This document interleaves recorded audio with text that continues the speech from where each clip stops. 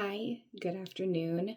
I am presenting this video to introduce my group leading project for my assignment with Liberty University. I'm going to start with just a brief introduction on what we did.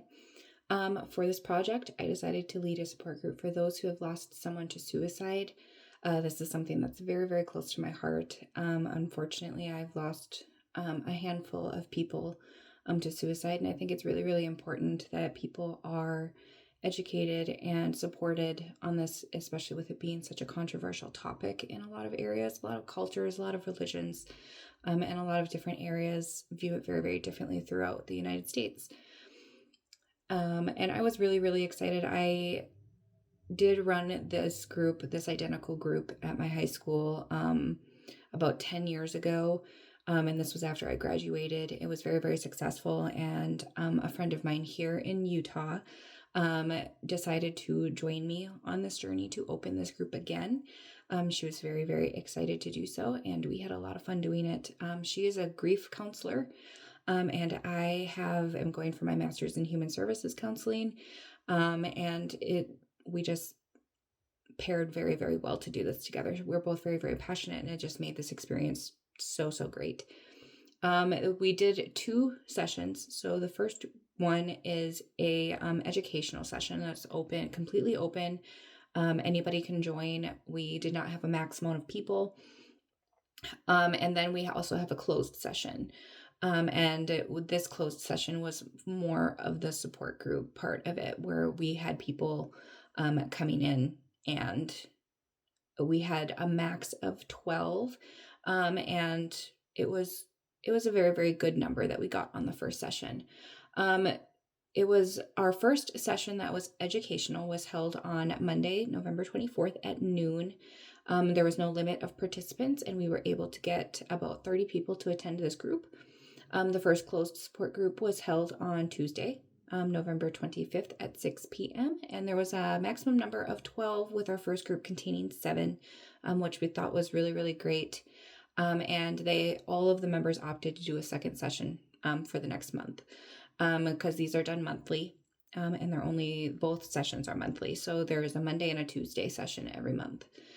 People can sign up to get newsletters on it, which just gives some general statistics on suicide and a couple other mental health things. Very more informational than anything, so people can get more out of it than just seeing us on stage. These groups were held at my local church. It's right next to us. It's the Church of Latter-day Saints next to us in West Valley City. It was a very good opportunity. The church was very, very kind in allowing us to do this outside of mass times, and they even opted to put out a few snacks, water, juice, and coffee for the groups, just so we were able to make sure that everyone was really comfortable. And each session was 2 hours each. My role for these groups was to be a co-leader, mediator, and facilitator.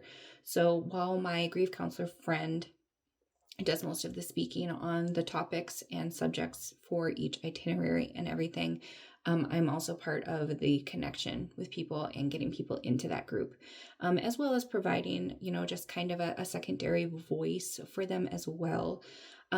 Being someone that has that personal experience, my friend does not have that direct experience, but she does have a lot of experience with grief itself, which is really the biggest part of it, right? The closed group was really meant to create a safe space for people to feel vulnerable about this sensitive and controversial topic. The open educational setting was meant for people to openly share their personal experiences as it relates to the educational hour, talking about statistics, risk factors, and other points of the subject to create a more knowledgeable community and keeping people aware of the signs. Because I think that a lot of people just don't really understand all the time, maybe I could have done something to help my loved one who we lost. I just didn't see it coming, is really, really common.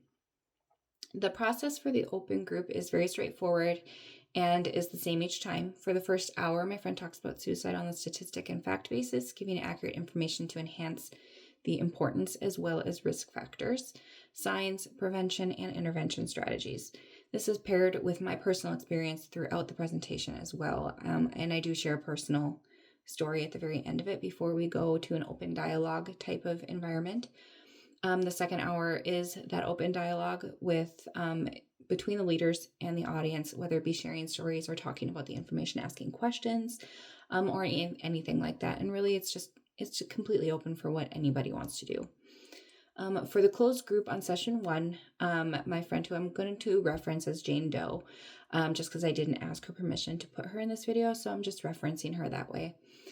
Jane talks about grief and all things related to it. Each session she will go with very generic grief information, as well as she'll add a different alternate topic to it. So maybe it's grief and the intervention. Maybe it's grief and the strategies to deal with this.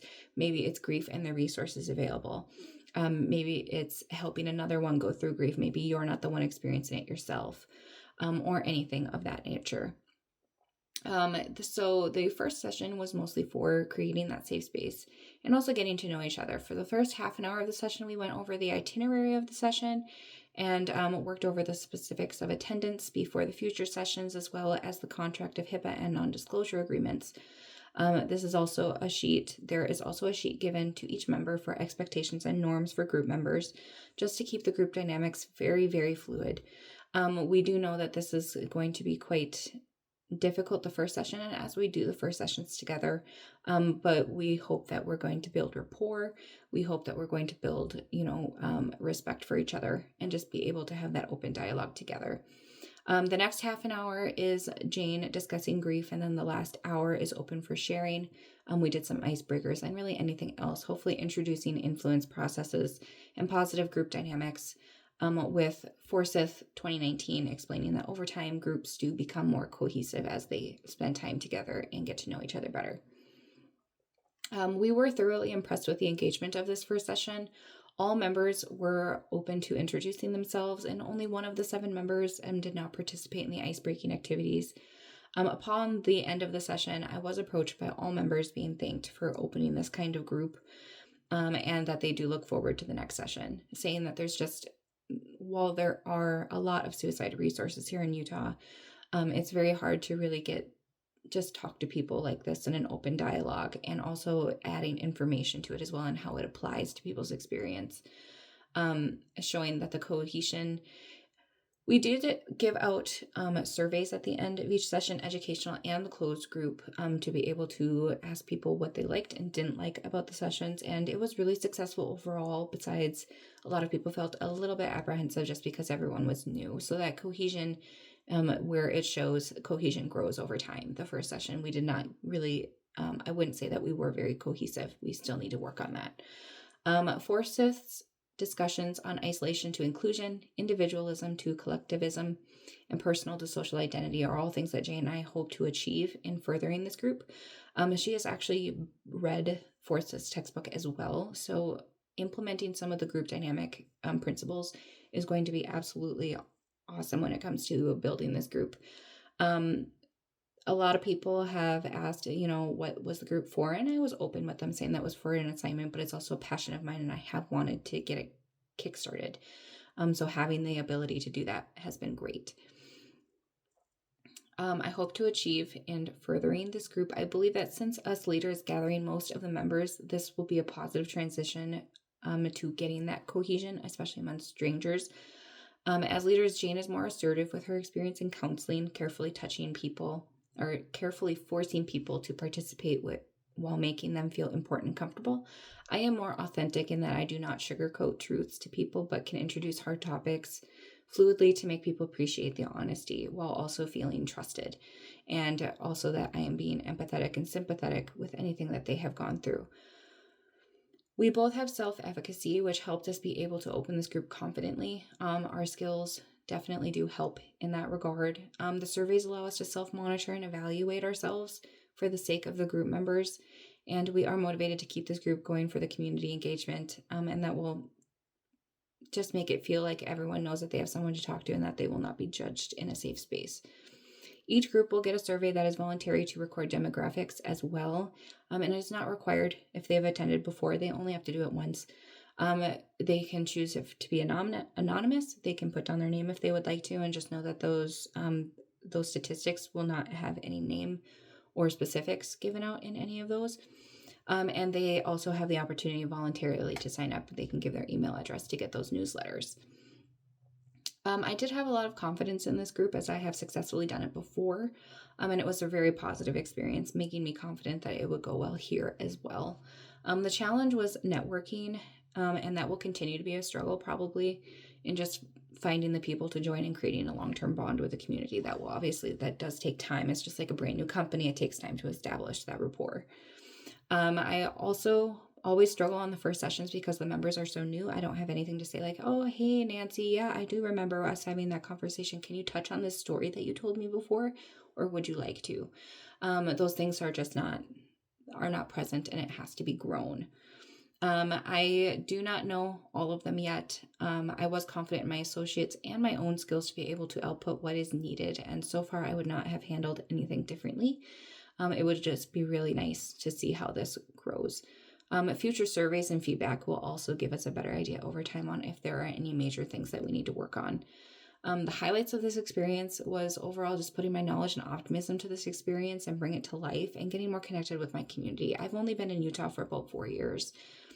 Before that, I was born and raised in Minnesota. So being able to be connected to my community members is a social thing for me as well as them.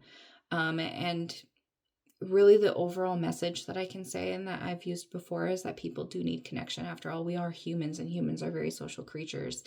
When we are stuck in isolation, we tend to suffer in one way or another or multiple ways. And so just having that cohesion is just really, really important. Overall, this assignment was very, very great, and it was a really great Kickstart opportunity for me to get this group going again. And I'm very excited to see where it goes. I thank you so much for your time.